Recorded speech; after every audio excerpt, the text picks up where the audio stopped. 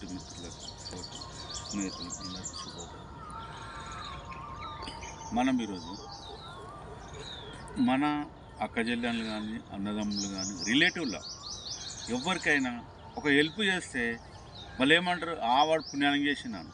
ఎందుకు చేయరు అంటే మనం డెవలప్ కావడానికి వాళ్ళు ఏమైనా సహకరించడం లేదు.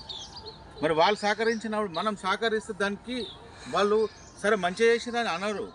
ఎందుకు చేసిండేమో అంటే మనం ఎంత మేనేజ్ చేస్తే ఇంత డెవలప్ అయినాము కానీ అది ఆలోచించారు.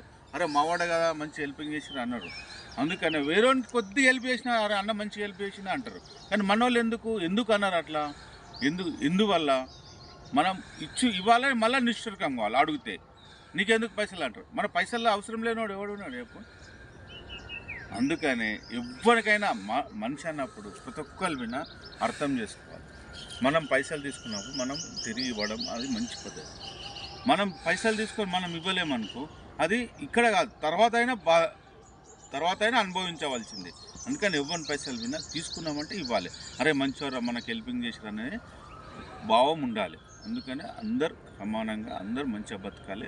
అందరు అరే ఏం పని చేయాలి ఇంకా సజెషన్ తీసుకోను. మనకి ఈ పని చేద్దాం అనుకో, దీనికి ఎట్లా అనిపిస్తుంది, ఈ పని చేద్దాం దీనికి ఏమనిపిస్తుంది అని మనం తెలిసిందని చెప్తాం. దాన్ని నచ్చితే చేయు, నచ్చకపోతే చేయకు, నీ ఆలోచన నువ్వు చేసుకో.